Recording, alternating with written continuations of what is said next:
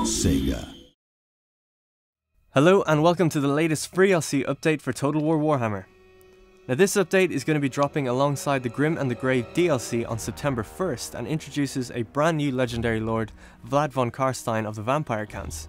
It also adds 5 new maps that you can play on. Some of them are tied to quest battles for the DLC and some are tied to the FreeLC, but all of them are available in custom and multiplayer battle. The Devastation of Ostermark will see Vlad defending against multiple Ostermark armies as you hold the hills and cliffsides. The excavation site for Helman Gorst sees him ambush the followers of Sigmar as soon as they excavate the lost pages of the Liber Noctis. At the Altdorf outskirts, Volkmar the Grim needs to reclaim his staff of command off the cult of Ulrich, though the Emperor is not happy the battle is taking place right outside the gates.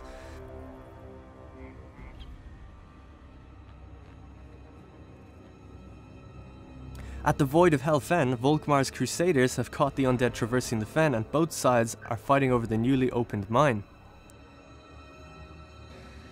And then lastly we have the Warpstone Mine, which is a Vlad specific quest battle, which we'll get into now. Mine puppets! Do me this deed! Purge the area of insects, so thy master can collect this warpstone unchallenged. Ha! If my memory serves, then I sought out such material in Walheim some centuries ago. Halcyon days, when my minions hunted Wieldstone, and the Empire was in ruins, as it will be again. Fetch me the head of this Strigoi! I would have this nuisance quashed!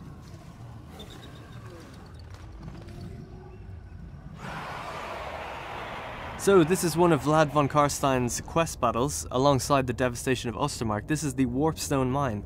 Now Vlad's hopes of a speedy raid against the mine are thwarted. The site is claimed by a king of the Strigoi and his ghoul swarms, the pathetic legacy of a doomed people that worship Nagash as a god. The creature is unimpressed by the Count, refusing to kowtow to Vlad or to give him leave to take the Warpstone, and Vlad's anger is risen, and so the dead will meet each other in battle. Now remember, all of these maps are available in custom and multiplayer battle to play whenever you wish, however the quest battles are tied to either the FreeLC or the DLC. Alright, so before we get down into the battle itself, I thought it would be a good time to take a look at Vlad von Carstein and see what he brings to the Vampire Counts. So he has some pretty fundamental changes to gameplay, and he's also a beautiful looking dude with no nose. I mean, you probably don't want one if you've been dead that long anyway.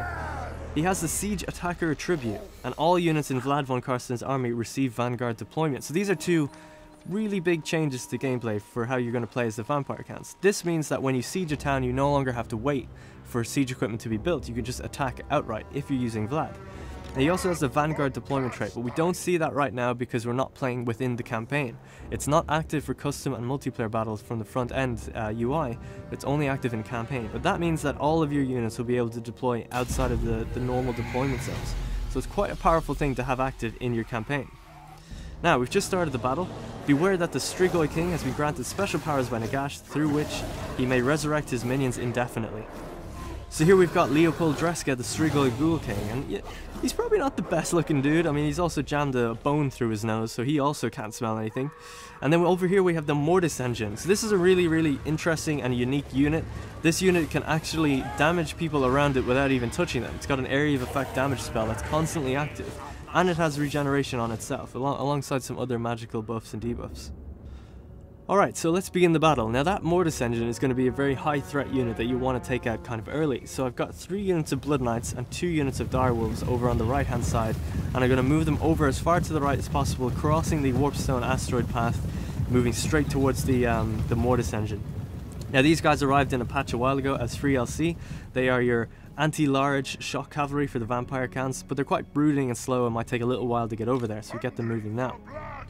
In the center, I'm just going to move up straight over to the kind of dip where the asteroid has left this large scar across the terrain, and we're just kind of moving everyone up over to the left. Now, I've played this battle multiple times, and I've only ever beaten it once, so it's genuinely a hard battle, and if you don't want it spoiled for you, what few tricks it has up its sleeves, then I would just wait till September 1st and play it as soon as your game updates. So I'll talk about a little bit why it's so clever. Now, apart from the fact that it's on one of the best looking maps in the game, in my opinion, we've got the enemy Strigoi Ghoul King on the other side, and he's got a very unique spell that he's able to cast. he's got the Servants of Nagash. Now that means that any unit that has hit points lower than 20%, he can spawn a unit of Graveguard on them and kill the unit itself. So let's say he's got all these nice cushy bats coming towards me and the bats are at 20% health, he'll just kill them and raise Graveguard in their spot, and we'll see this multiple times. His cooldown is only about 20 seconds on this, however it is subject to balancing at the moment, so trying to work out what's a good line between difficulty and impossibility. But at the moment it's at a pretty good spot, but I think it's going to get a little bit even harder than where it is now. So we'll see this come into effect. The problem with this is he can even do it on the units that he's raised. So let's say his Graveguard that he's newly raised are about to die. He can raise new Graveguard on that. So it becomes exponentially difficult, which means that we got to take out the guy who's casting the spells. So we have to take out Leopold. Now it looks like the Mortis engine has actually moved off to the left a little bit, so we're going to keep chasing that with the Blood Knights, because they're the ones that are ideal for killing it. Now Leopold's original army here is mostly just kind of this mushy army, mostly made up of Crypt Horrors, Crypt Ghouls, Bats and Direwolves. No really armoured troops, nothing really wielding a sword or anything like that. So at first we'll have quite an easy time of taking them down, but it's going to get exponentially more difficult as time goes on, so we really need to track him down. So he is actually running in the middle of my Blood Knights right now, which is a bit silly, but we don't want to stop and take him down. We're going to do very, very little damage. Of course, he is a Ghoul King, so he's going to regenerate. And the amount of damage you can do with Blood Knights, it's going to be cancelled out almost completely by his regeneration. The only way to really beat him is to use Vlad von Carstein himself in hand-to-hand combat, because he's very powerful. So you can see that he's just after raising one unit now, but we've got Vlad heading straight towards him, and Vlad is a really powerful melee fighter, so he should be able to do good damage. We've bogged down the Mortis engine as well, far away from the battle, which is good. But you can see straight away Leopold is casting another spell. His Fell Bats, he's just basically murdered them and risen Graveguard in his place, and it looks so cool when that happens. The way the bats come down at the same time as the guys come up, it just looks really, really good. It looks like they're transferring life, well, death from one to the other. So we've got our vampire hero and Vlad in kind of hand-to-hand combat with him, and we're just going to have to leave him there and cast Spirit Leech as much as we can on him to try and kill him. Now the Mortis engine has been completely bogged down and it's just gotten killed. When it goes down, it actually does cause little explosions which do kill or damage units around it, so you want to be careful that if you've like a lord nearby and you're trying to take down a Mortis engine, that maybe if he's on low health, keep him out of there. So at this point I'm feeling pretty confident, you know, things are going good. Leopold's in combat, our guys are winning according to the UI, and the Mortis engine has been taken down. Not too many Graveguard have been raised just yet, just about 2 or 3 units I think so far. Now even if Leopold is in combat, which he's trying to pull out of here, he's probably trying to regenerate. He's about 80% health at the moment. Even if he's in combat, he can still cast that spell. His cooldown's only about 20 to 25 seconds, so he can do it very, very quickly. So you almost don't want to kill other units, because you're just creating Graveguard for yourself. So I'm trying to keep everyone kind of out of combat, or just holding the line essentially while they attack, while I go for Leopold himself. And all the while I'm constantly throwing Spirit Leech at him, just like constantly.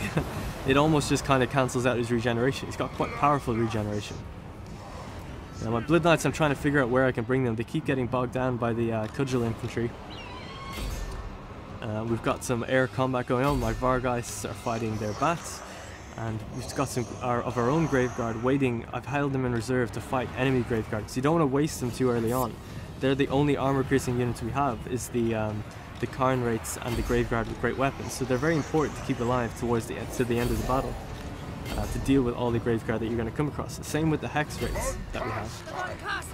So Leopold is now down on about 40% health. We're working away at him. More Spirit Leeches and everything. And this really is how you win this battle. The most times you play this, people don't really realize that this is kind of what you're supposed to do.